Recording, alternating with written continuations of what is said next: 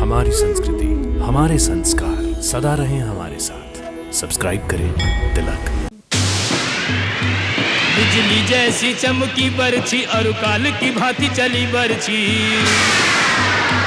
रणवीरन के उर्चीरन को परगट रण माही भई बरछी। सब रोकन हारे हार गए,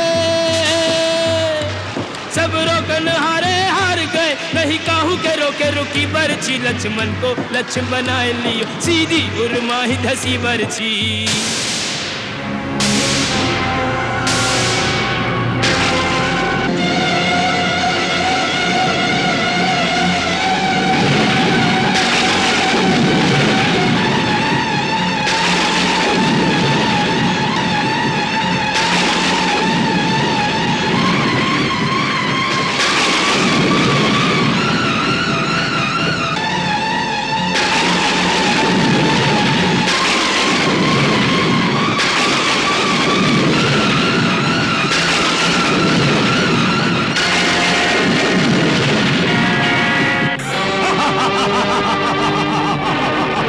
लंका में हर रोग के निष्णांत राजवैद्य सुषेण जी से यदि नाड़ी परीक्षा कराई जा सके तो संभव है वो कुछ उपचार बता सके, परंतु लंका से उन्हें लाना ही असंभव है।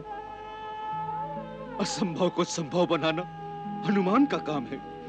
मैं लेकर आऊंगा वैद्यराज को। श्रीमान जी, वैद्यराज सुषेण आप ही हैं ना? हाँ, मैं ही हूँ। कहिए। कहिए क्या? चलिए। कहाँ? जय श्री राम।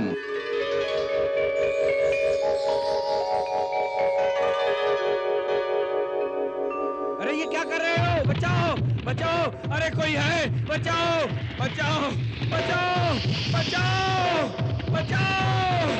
अरे अरे ये क्या कर रहे हो? क्या कर रहे हो तुम? अरे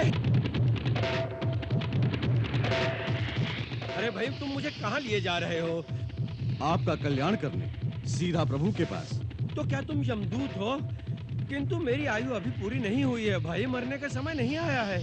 आपका पुण्य उदय हुआ है वैद्यराज, जीते जी प्रभु का सौभाग्य प्राप्त होगा। परंतु तुम हो कौन? मैं हनुमान। हनुमान? वही जो लंका में आकर लंका को जलाकर धूम मचाकर भाग गया था, वही हनुमान हो? हाँ श्रीमान जी, वही हनुमान।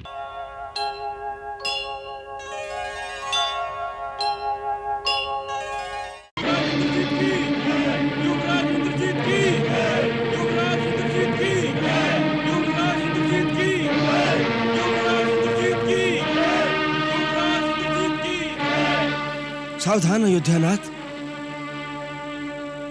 आज रावण कुमार पूरी शक्ति के साथ तीव्र गति से चढ़ाई करने आ रहा है। हम भी सो नहीं रहे विभीषण जी, हम भी प्रबल वेग से टक्कर लेंगे। मुझे आज्ञा दे प्रभु, मैं आगे बढ़कर अपनी सेना की व्यूह रचना का निरीक्षण करूं। आगे बढ़ो बजरंगबली। जय श्री राम।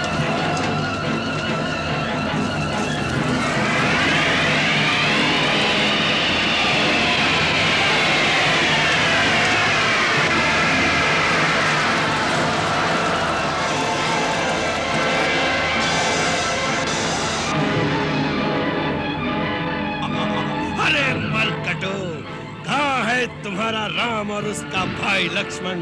क्या नागपाश का विष नहीं उतरा अभी जो तुम्हें बेमौत मरने भेज दिया? अपने बल पे इतराने वाले अंगद हनुमान कहां जाकर छुप गए? जय श्री राम। हनुमान को जब याद करोगे प्रकट हो जाएगा।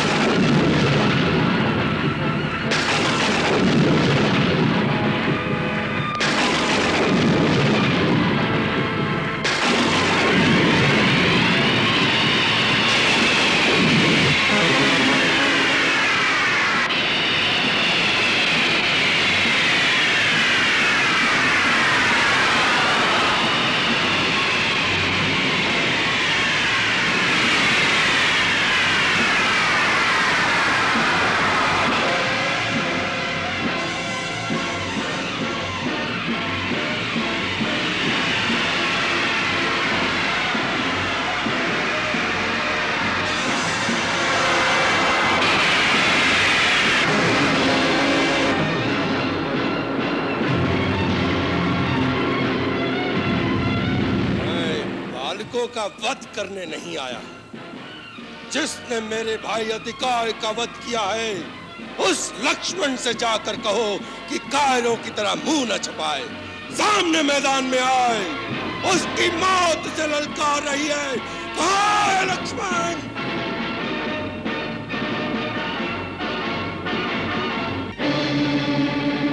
क्या बात है अंगद? क्या मेघनाद रणभूमि छोड़कर भाग गया? कल की विजय ने उसे उन्मत्त कर दिया लक्ष्मण भैया।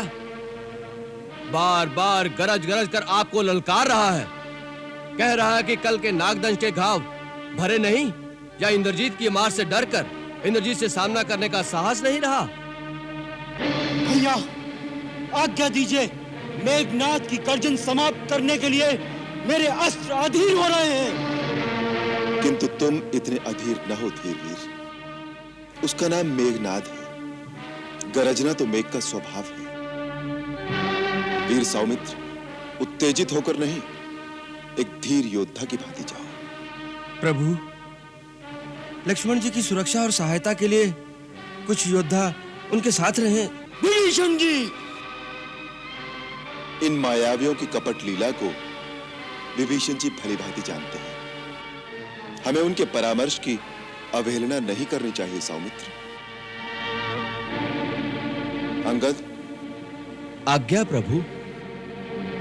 तुम, हनुमान, नल, नील तत्परता पूर्वक लक्ष्मण के आसपास रहना। जो आज्ञा।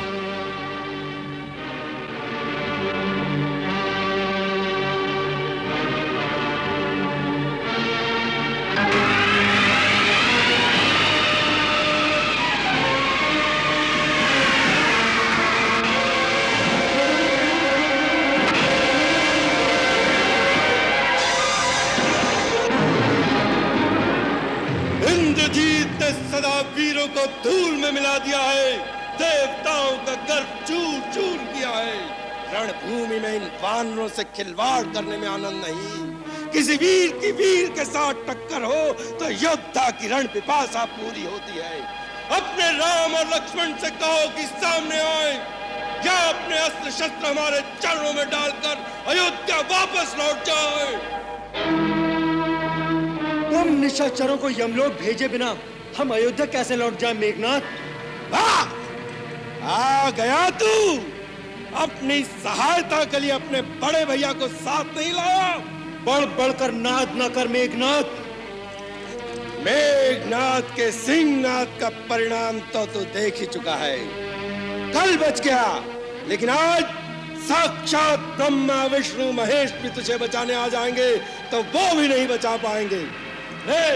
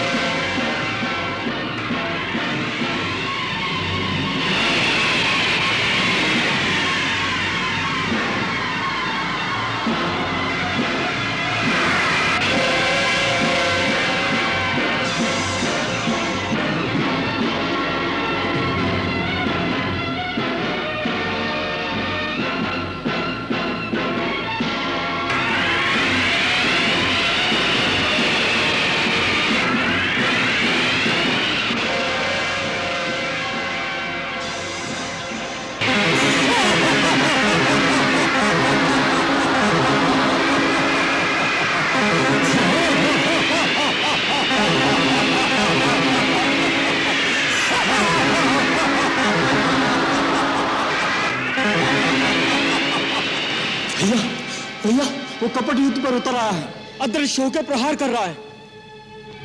भैया मुझे आज्ञा दीजिए, संपूर्ण राक्षस जाति का नाश करने के लिए मैं ब्रह्मास्त्र का प्रयोग करूं। नहीं लक्ष्मण, ब्रह्मास्त्र अत्यंत विनाशकारी है। शास्त्र उसके प्रयोग की आज्ञा हर परिस्थिति में नहीं देता। अतः हमें उत्तेजित होकर धर्मयुद्ध का मार्ग नहीं छोड़ देना चाहिए। परंतु राक्षस लोग किसी नीति को नहीं मानते। वो युद्ध में छल कपट का सहारा लेकर हमारी सेना का संहार कर रहे हैं। उनके मायावी शस्त्रों से बचने के लिए एक ही रास्ता है, ब्रह्मास्त्र का प्रयोग किया जाए। युद्ध नीति कहती है, अयुद्धमानम प्रच्छन्नम प्रांजलिम शरणागतम पलायमानम मत्तम वा नहंतुम त्वमी हार्हसि।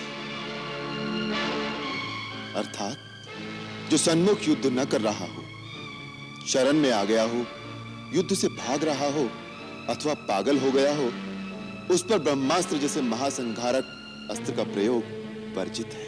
परंतु नहीं लक्ष्मण, नहीं। अधर्म द्वारा प्राप्त की हुई विजय कभी कल्याणकारी नहीं होती। जो आज्ञा भैया।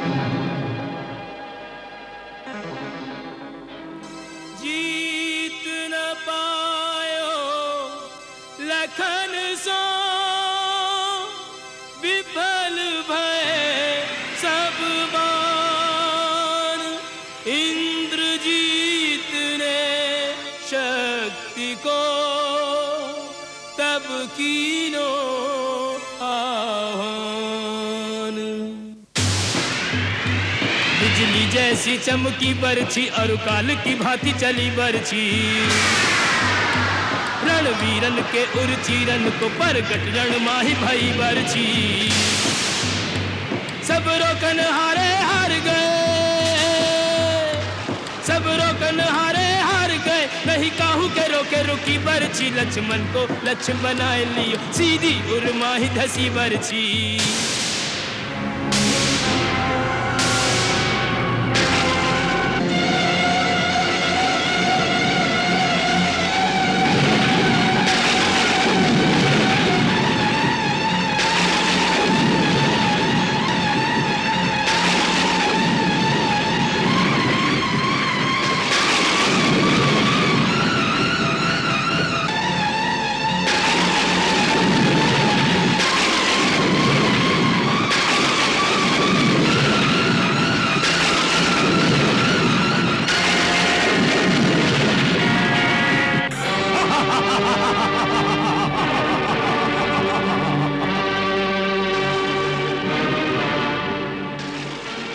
असुर योद्धाओं, उठा लो इसे, डाल दो रथ पर, ले चलो पिताश्री के सम्मुख।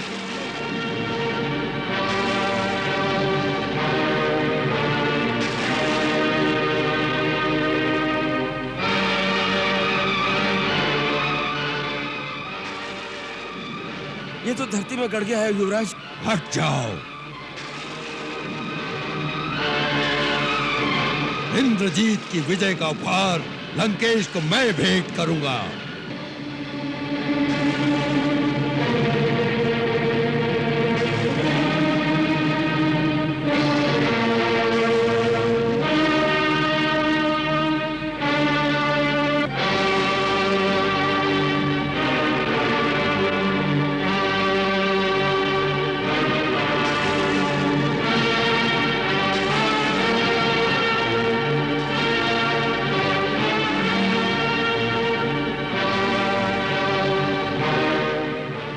धरती धर को हाथ लगाया तो धरती में समा जाओगे मेघनाद।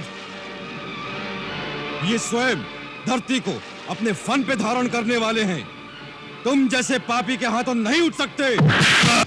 मेघनाद सो नहीं उठे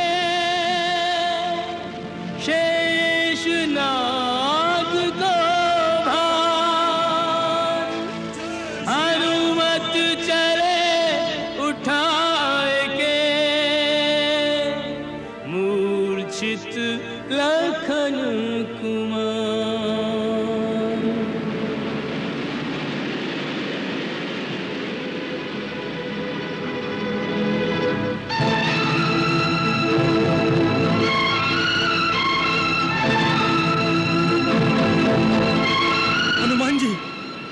हनुमान जी, ये क्या हो गया है? हनुमान जी, वीरवर लक्ष्मण को ये क्या हो गया है? अनर्थ हो गया सुग्रीव महाराज, अनर्थ हो गया।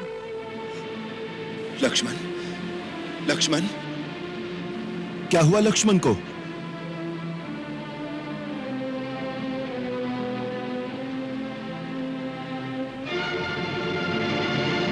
लक्ष्मण,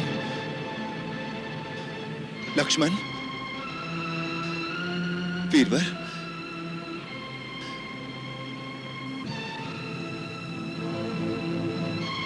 हनुमान, मेरा लक्ष्मण जो सदा मेरे सन्मुख आने पर खड़ा हो जाता है, वही आज मेरे सामने नयन मूंदे पड़ा है।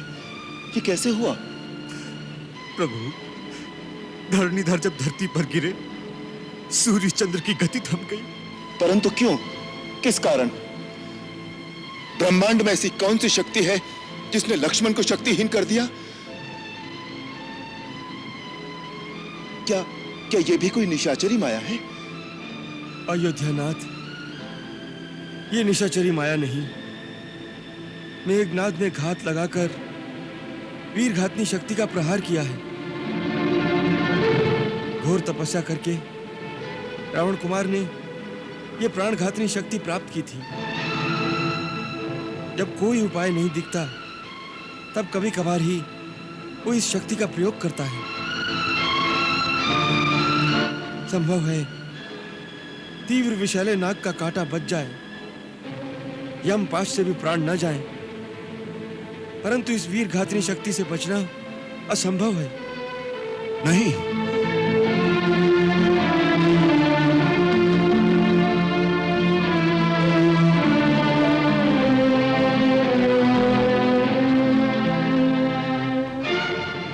नहीं लक्ष्मण, नहीं लक्ष्मण, नहीं। भैया, मेरे भैया, तुम इसलिए तो मेरे साथ वन में नहीं आए थे? यदि ऐसा हुआ तो अनर्थ हो जाएगा, कि धरती फट जाएगी और राम उसमें समा जाएगा। पिताश्री, लक्ष्मण को मृत्यु की गोद में सुलाया हूं। अब राम का भी मस्तक काट कर आपके चरणों में ला दूं तो प्रतिशोध की ज्वाला बुझे। इंद्रजीत, तुम्हारी जय हो। लक्ष्मण मर्दन करने वाले तुम्हारी जय हो।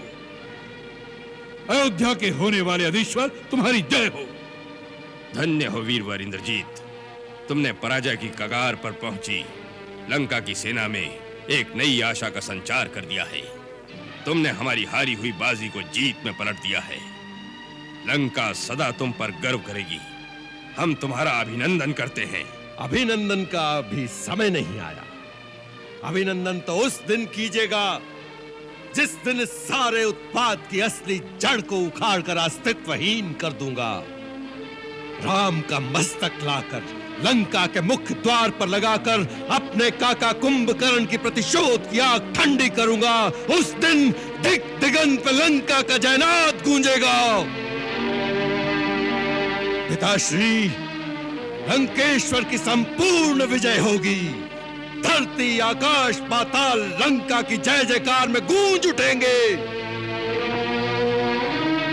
आज विजय में एक ही कसर रह गई कि लक्ष्मण का मृत शरीर लाकर आपके चरणों में भेंट नहीं कर सका। उठाते उठाते वो मरकट हनुमान बीच में आ गया और झपट कर ले गया। ले जाने दो वत्स, मुर्दे को घर में लाकर क्या करना है? मुर्दा शुद्ध होता है, मुर्दे का स्थान मरघट में ही होता है। राम भी देख लेगा, शीघ्र ही उसका भी इसी प्रकार अंत होने वाला है। उसे भी अपने भाई के मृत शरीर से लिपटकर रो लेने दो। पिताश्री, अधमरा तो अपनी भाई की दुर्गति देखकर ही हो गया होगा। पूजनीय नाना जी, मैंने रघुवंश को निर्वंश करने का बीड़ा उठाया है। राम समुद्र पर सेतु बांधकर लंका में आया था। मैं राम की सेना के एक एक वीर को मारकर उनके मृत शरीरों को अयोध्या तक बिछा दूंगा और उन पर रौंदता हुआ विजयनाथ के साथ लंका की जय पताका फहराता हुआ अयोध्या में प्रवेश करूंगा। वत्स इंद्रजीत, वीर पुरुष कर्म करते हैं, पहले ही अपने मुख से उसका बखान नहीं करते। नहीं माल्यवान जी, हमारे इंद्रजीत ने सदा जिस कार्य का संकल्प किया उसे करके दिखाया। हे रघुवंश विजयी, अयोध्या के भावी नरेश, हमें तुम्हारे अजय पराक्रम पर पूरा विश्वास है। हे वीरवर इंद्रजीत, राम की मृत्यु के पश्चात हम तुम्हें अयोध्या के राज सिंहासन पर आसीन करके अपने हाथों राज तिलक करेंगे तुम्हारा। प्रतिहारी, हमारे गुप्तचरों को आदेश दो, लक्ष्मण की दशा की पल पल की सूचना हमें मिलनी चाहिए और नगर में घोषणा कर दो, लंकावासी अपने युवराज की विजय का उत्सव मनाए। जैसे ही लक्ष्मण की मृत्यु का समाचार मिले, शंखनाद हो, दुंदुभियां बज उठे, जिससे सीता भी यह शुभ समाचार सुन सके। जाओ।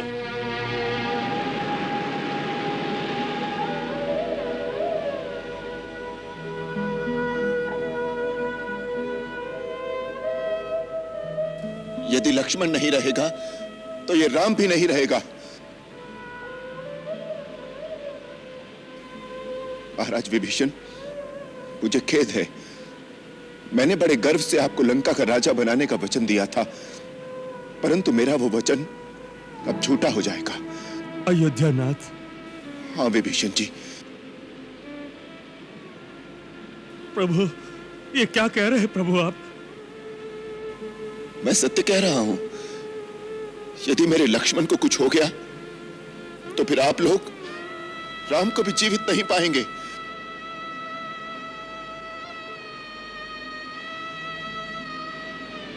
महाराज सुग्रीव, वृक्षराज जामवंत, महाबली केसरी, नल, नील, आप सभी लोगों ने अपने अपने प्राण दांव पर लगा दिए मेरे लिए। दुर्धर्ष युद्ध किया, परंतु दैव के आगे किसी का वश नहीं चलता। यदि मेरी मृत्यु भाई के बिछोह में ही लिखी है तो उसे कौन टाल सकता है? अवधेश, आपको दारुण दुख देने वाले का मैं नामो निशान मिटा दूंगा, जलाकर राख कर दूंगा, लंका को मिट्टी में मिला दूंगा।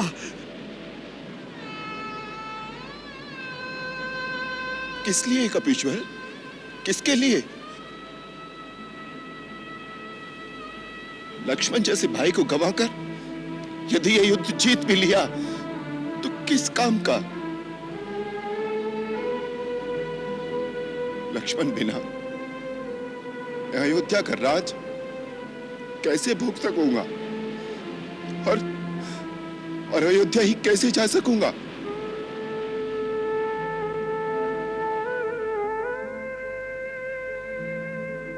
माता कौशल्या को क्या मुंह दिखाऊंगा? वो पूछेंगी कि मेरा लाल कहां है। राम बेटे, मैं लक्ष्मण को तुझे सौंप रही हूं। सुमित्रा और उर्मिला की धरोहर है, जैसे लेकर जा रहे हो वैसे ही मुझे लौटाना। माता, मैं तुम्हारी धरोहर को सुरक्षित नहीं रख सका, माता सुमित्रा, मैं तुम्हारे लाल को युद्ध की अग्नि में झोंककर अकेला राजमहल में आ गया हूं। 14 वर्ष से तिल तिल कर विरह अग्नि में झुलसती उर्मिला जब अपने पति की अगवानी करने उमंग के साथ मेरे सामने आएगी तो क्या उत्तर दूंगा? मैंने अपनी पत्नी को पाने के लिए जो युद्ध किया उर्मिले, उसमें तेरे पति की आहुति दे दी। नहीं,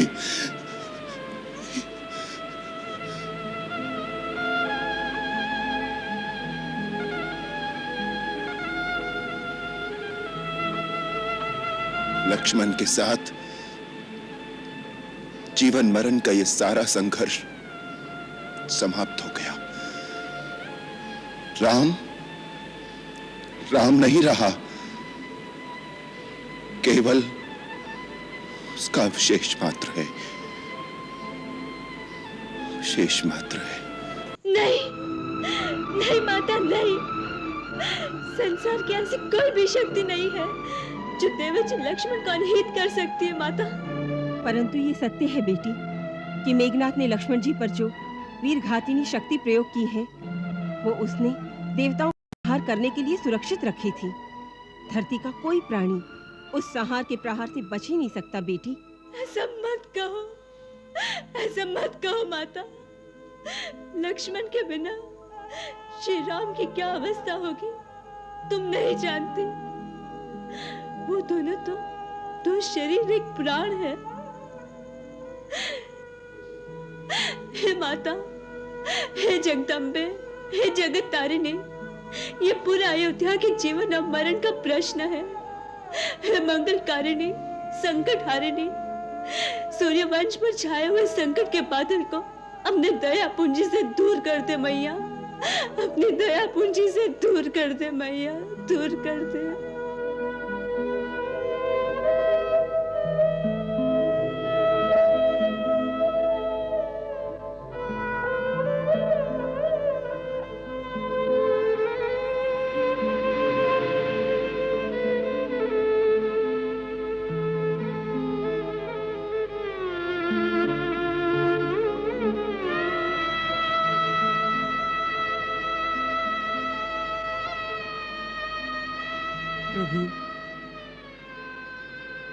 प्रभु, आप इतने शोक संतप्त हो जाएंगे तो सूर्य का तेज बुझ जाएगा, शशि श्रीहीन हो जाएगा। हे धैर्य मूर्ति, हे करुणा निधान, आपने तो सदा दीन जनों के आंसू पोंछे हैं। आपकी संवेदना का संबल पाकर ही निराशा में डूबते प्राणी नवजीवन की प्रेरणा प्राप्त करते हैं। आप इतने निराश, इतने अधीर हो जाएंगे? महाराज विभीषण,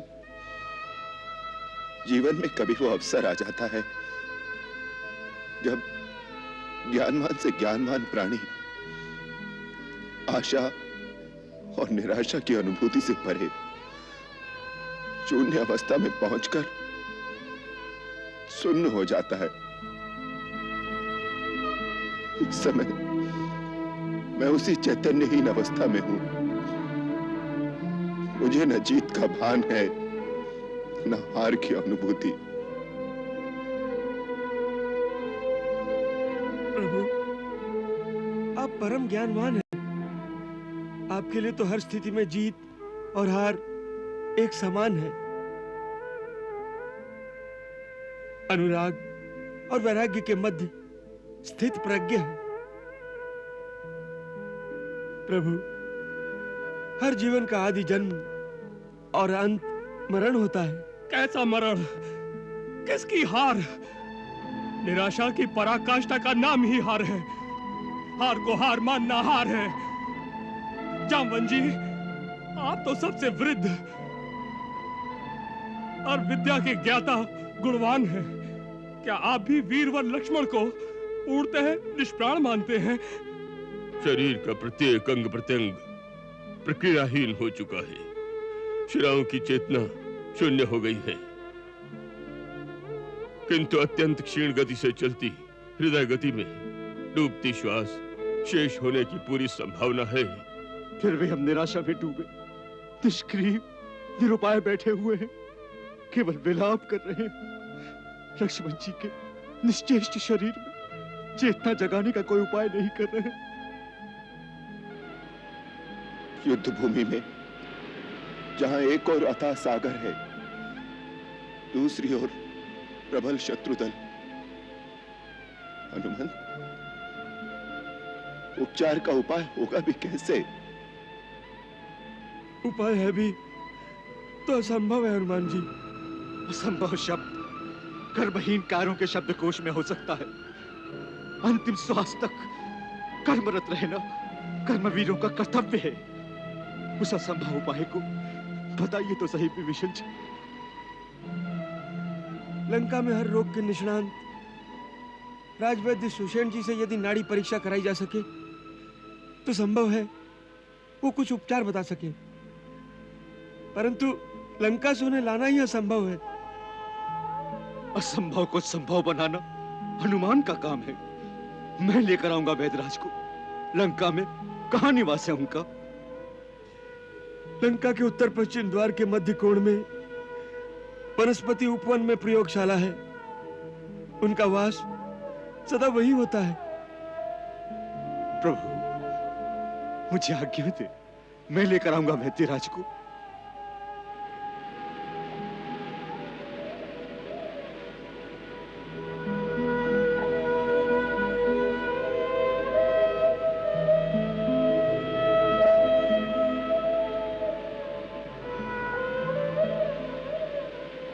जैसी तुम्हारी इच्छा।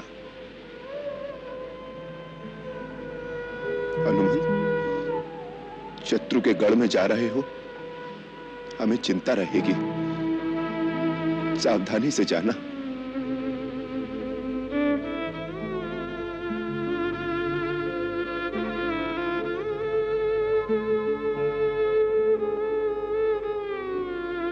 जय श्री राम।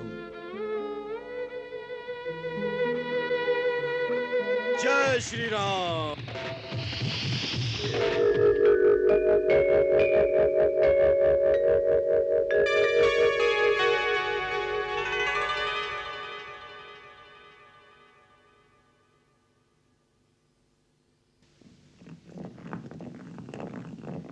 लगता है यही वैद्यराज हैं।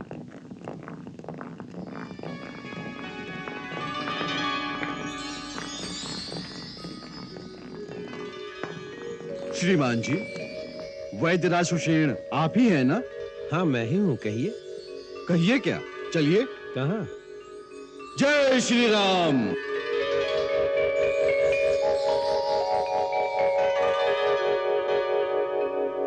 अरे ये क्या कर रहे हो? बचाओ बचाओ, अरे कोई है? बचाओ बचाओ बचाओ बचाओ बचाओ। अरे अरे ये क्या कर रहे हो? क्या कर रहे हो तुम? अरे भाई, तुम मुझे कहाँ लिए जा रहे हो? आपका कल्याण करने, सीधा प्रभु के पास। तो क्या तुम यमदूत हो? किंतु मेरी आयु अभी पूरी नहीं हुई है भाई, मरने का समय नहीं आया है। आपका पुण्य उदय हुआ है वैद्यराज, जीते जी प्रभु का सौभाग्य प्राप्त होगा। परंतु तुम हो कौन? मैं हनुमान। हनुमान? वही जो लंका में आकर लंका को जलाकर धूम मचाकर भाग गया था, वही हनुमान हो? हाँ श्रीमान जी, वही हनुमान। मुझे इस तरह उड़ाकर कहाँ लिए जा रहे हो? श्री राम प्रभु की सेवा में। परंतु क्यों? चलिए तो सही, वहाँ चलकर सब विदित हो जाएगा। श्री राम प्रभु को आपकी आवश्यकता है। रघुवर के सब काज कपि कर डारे छिन माहि, पवन पुत्र के कोश में शब्द असंभव नाहि, शब्द असंभव नाहि। सुषेण वेद को पूरे भवन समेत उठाकर ले गया तो अवश्य विराट वानर हनुमान होगा। तुम सब क्या सो रहे थे? नहीं महाराज, हम सब पूरी तरह सचेत थे। वो जय श्री राम का नाद करता हुआ हवा हो गया। प्रलाप बंद करो। मुख्य गुप्तचर शुक को तुरंत हमारी सेवा में उपस्थित होने का आदेश दो। जाओ।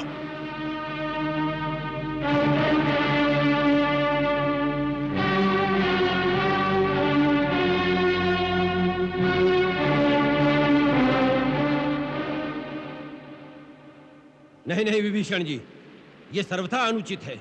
मैं शत्रु पक्ष के लिए कुछ नहीं कर सकता। जिस प्रकार मुझे लंका से लाए हैं, उसी प्रकार तुरंत मुझे लंका ही में पहुंचा दिया जाए। मैं लंकेश का राजवैद्य हूं। वैद्यराज सुषेण, आप वैद्य हैं। आपका धर्म है रोगी का उपचार, उसकी पीड़ा हरना और प्राण रक्षा करना। परंतु राजभक्ति मेरा धर्म है। मैं लंका निवासी अपने देश के शत्रु को नहीं बचा सकता। धर्म और अधर्म की व्याख्या सर्वदा एक नहीं होती वैद्यराज। हर परिस्थिति के अनुसार धर्म की व्याख्या बदल जाती है। वैद्य का धर्म है सबकी पीड़ा हरना और उनके प्राणों की रक्षा करना। तो सारी मानव जाति का हो जाता है। उसके लिए देश और काल की सीमा नहीं रहती। वैद्यराज, धर्म संकट तभी उपस्थित होता है जब दो धर्मों की तुलना में एक को अपनाने की स्थिति उत्पन्न होती है। तब यह देखना चाहिए कि कौन सा धर्म बड़ा है।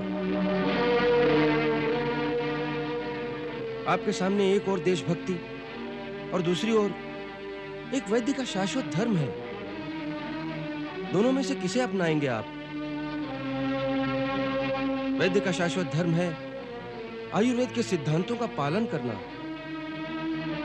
वैद्य किसी एक के लिए नहीं, परंतु सारी मानव जाति के दुख दर्द की रक्षा का उपाय करने और उसकी पीड़ा हरने के लिए है। यही चिकित्सक का सर्वोपरि एकमात्र धर्म है। क्या इससे विमुख होकर आप आयुर्वेद के मूल सिद्धांतों से विश्वासघात करेंगे? यदि आप ऐसा करेंगे तो आपकी विद्या अभिशप्त हो जाएगी, उसकी दिव्यता चली जाएगी। आपके हाथों दी हुई औषधि फिर फलहीन हो जाएगी। परंतु राजनीति का सिद्धांत कहता है आपको मेरा विश्वास नहीं करना चाहिए। मैं शत्रु पक्ष का वैद्य हूं, आपके रोगी का अहित कर सकता हूं। वैद्य का कोई शत्रु नहीं होता, कोई मित्र नहीं होता। वैद्य और रोगी के बीच तो केवल विश्वास की एक अलौकिक डोर होती है। वैद्यराज, मैं अपने भाई को आपको सुपुर्द करता हूं। राजभक्ति का पालन करने के लिए चाहे तो इसके प्राण ले लीजिए, अथवा वैद्य का धर्म पालन करने के लिए इसे जीवन दान दे दीजिए। ये मैं आप पर छोड़ता हूं। रघुनाथ, आप पर मुझे पूरा विश्वास है।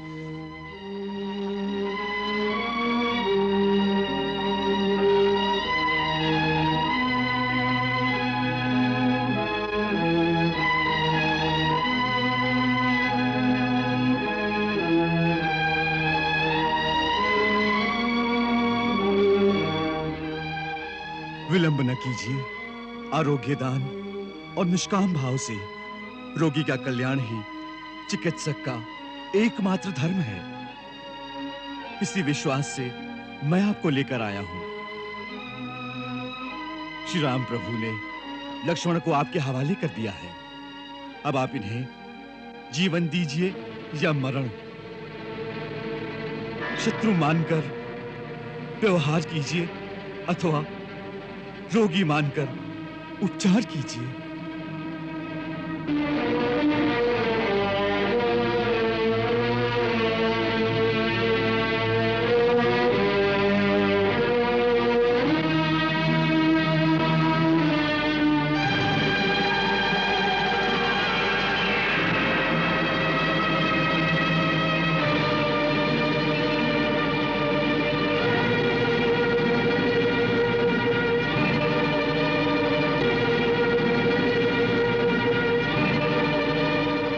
वैद्य किसी एक के लिए नहीं, परंतु सारी मानव जाति के दुख दर्द की रक्षा का उपाय करने और उसकी पीड़ा हरने के लिए है।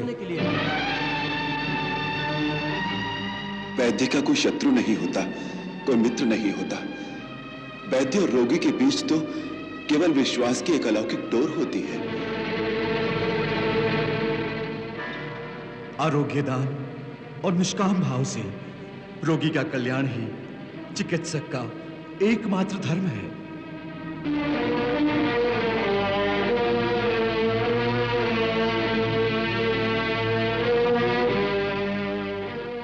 हे श्री राम, हे हनुमान जी, हे विभीषण जी, मेरी आत्मा को झिंझोड़कर जागृत कर दिया आपने। धर्म से विचलित होने से बचा लिया आपने। वैद्य और रोगी के बीच जो अदृश्य और अलौकिक संबंध होता है, भयवश उसे मैं भूल गया था। भगवान धन्वंतरी मुझे क्षमा करें, अपने रोगी को आरोग्य प्रदान करें, मुझे धर्म पालन की आत्मशक्ति प्रदान करें।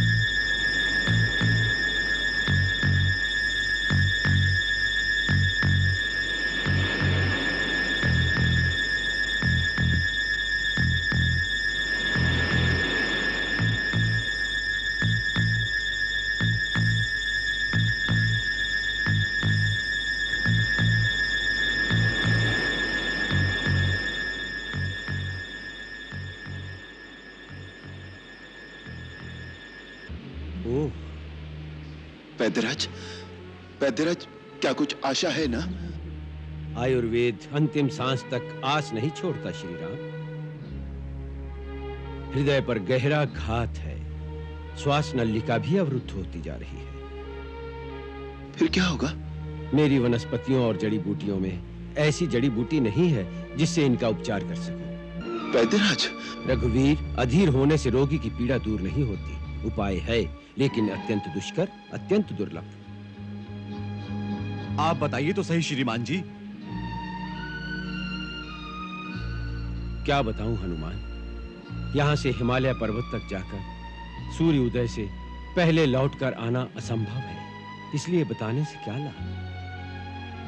वैद्यराज, मैं अपने प्रभु के लिए हिमालय तो क्या, कहिए तो ब्रह्मलोक की प्रदक्षिणा करके भी रात रात में लौट आऊं। आप वो दुष्कार्य बताइए तो सही। यदि इतना साहस है तो सुनो। कैलाश और ऋषभ पर्वत के बीच दैवी औषधियों का एक महापर्वत है। वहां 4 महाऔषधियां ऐसी मिलेंगी जिनमें एक दिव्य प्रकाश की आभा चारों दिशाओं को प्रकाशमान करती रहती है। उनके नाम हैं विशल्यकारिणी, स्वर्णकारिणी, संधानी और मृत संजीवनी। इनमें से एक घावों को भर देती है, दूसरी कटे हुए अंगों को जोड़ देती है, तीसरी विकलांग अथवा विकृत शरीर को यथावत रूप दिला सकती है, चौथी मृत संजीवनी, जो यदि समय पर मिल जाए तो मृतक को जिला सकती है।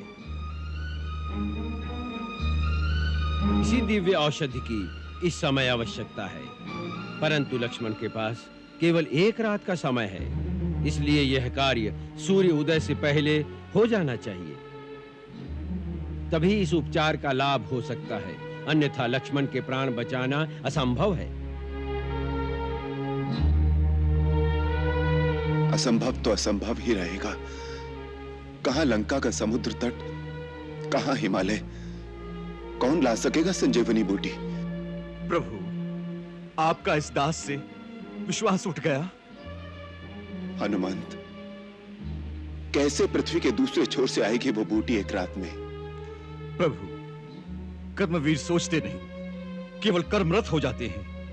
आप आज्ञा तो दें।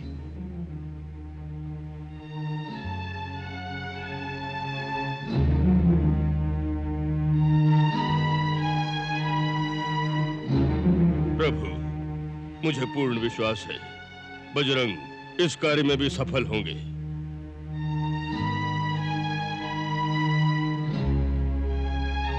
प्रभु, प्रभात की पहली किरण से पूर्व संजीवनी लेकर यदि नहीं लौट सका तो फिर अपना ये मुख आपको कभी नहीं दिखाऊंगा अयोध्यानाथ।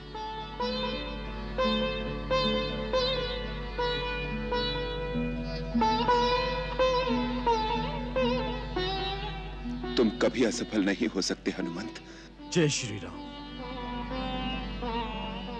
वैद्यराज, उस बूटी की पहचान तो आपने बताई नहीं।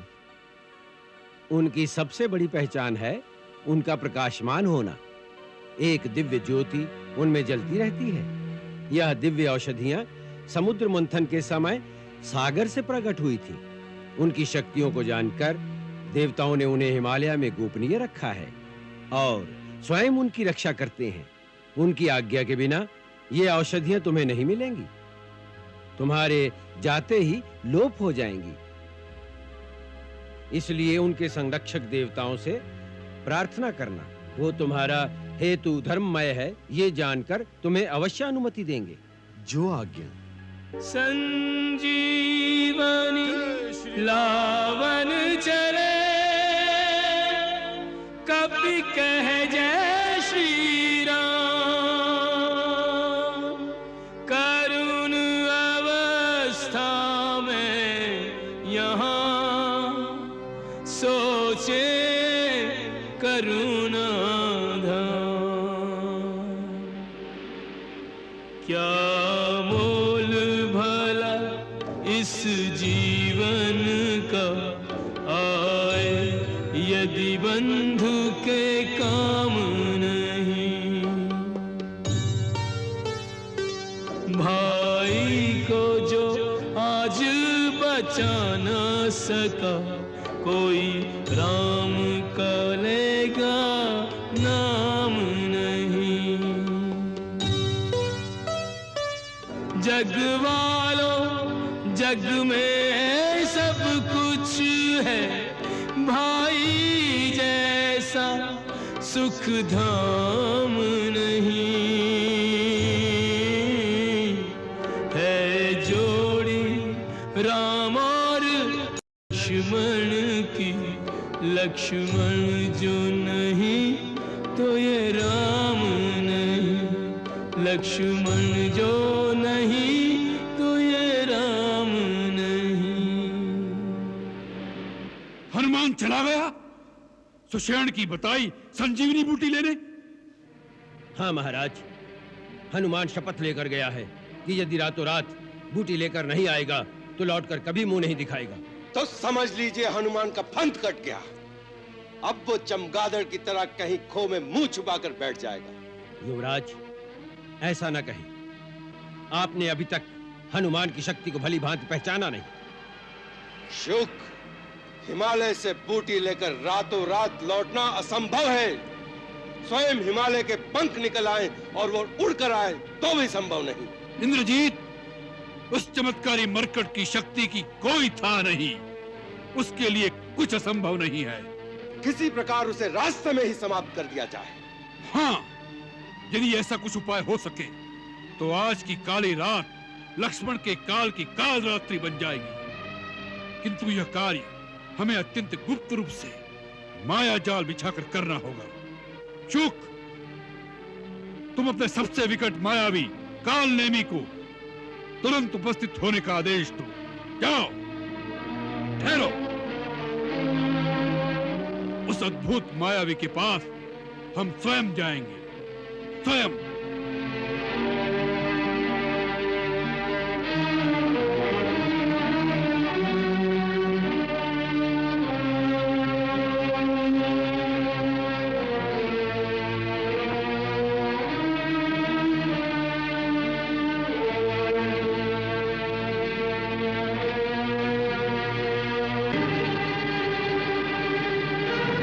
काल नेमी, तुम्हारी मायावी शक्ति अपार है। तुम अपने मायावी कौशल से हनुमान से बढ़कर तीव्र गति से जहां चाहे वहां जा सकते हो। आज माया से, कपट से, युद्ध से जिस प्रकार बने साम दाम दंड भेद, आज की रात हनुमान को रोक लो। हे प्रतिपालक, आज तक हनुमान ने जो जो चमत्कार दिखाए हैं, उनके आगे हमारे सारे छल कपट ओछे पड़ गए हैं। वो 100 योजन समुद्र पार करके लंका में आया, कोई उसका कुछ नहीं कर सका। आपने उसकी पूंछ जलाई, वो सारी लंका को जलाकर त्राही त्राही मचा गया। इंद्रजीत ने नागपाश में जकड़कर राम लक्ष्मण का अंत करना चाहा, और वो बात की बात में आकाश में पहुंचकर गरुड़ को ले आया। हम मुंह की खाकर रह गए। काल नेमी, अधिक बखान करने की आवश्यकता नहीं। आज का कार्य इतना दुष्कर भी नहीं, उससे युद्ध करने और टक्कर लेने की भी आवश्यकता नहीं। केवल रात्रि प्रहर भर हनुमान को भरमाकर मार्ग में अटकाए रखने से हमारा कार्य सिद्ध हो जाएगा। सूर्य की पहली किरण के साथ लक्ष्मण की आखिरी सांस भी समाप्त हो जाएगी। यदि ऐसा हो सके तो होगा, अवश्य होगा काल नेमी, अवश्य होगा। तुम निशाचर हो।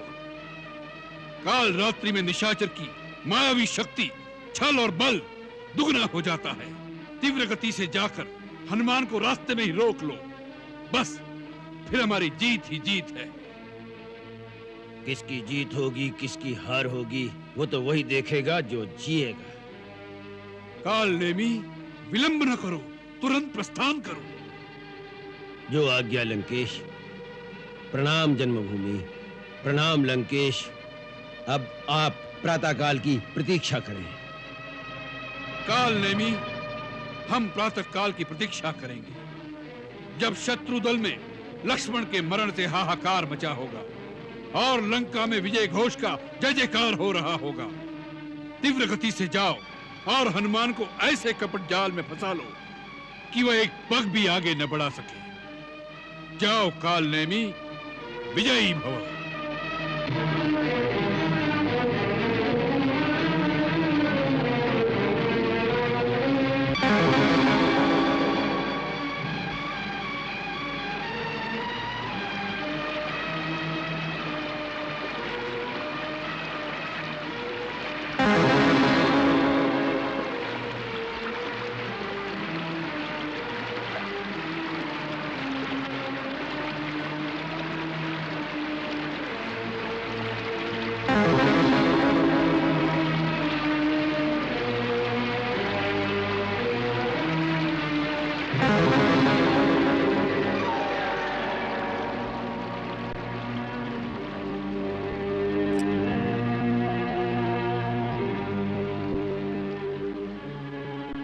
वन पर्वत सागर नदी करते जाते पार, राम काज की लगन में उड़ चले पवन कुमार।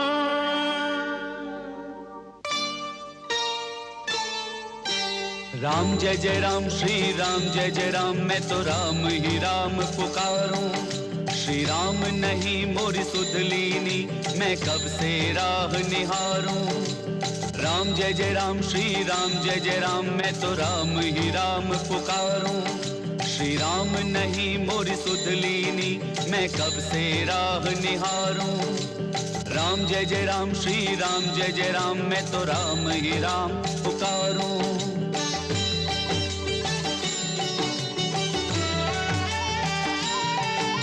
बटेऊ जाने वाले श्री राम प्रभु के मत वाले, तू राम नाम रस पी ले, तन मन की प्यास बुझा ले। राम जय जय राम के गानों में पड़ा, राम राम राम जय राम। राम उतरे हनुमत जान कर, राम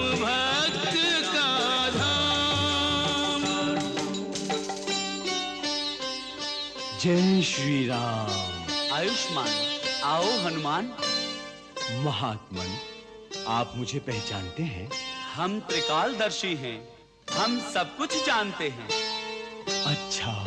हाँ, ये भी जानते हैं, मेघनाद ने शक्ति मारी है, तेरा राम बड़ा दुखारी है।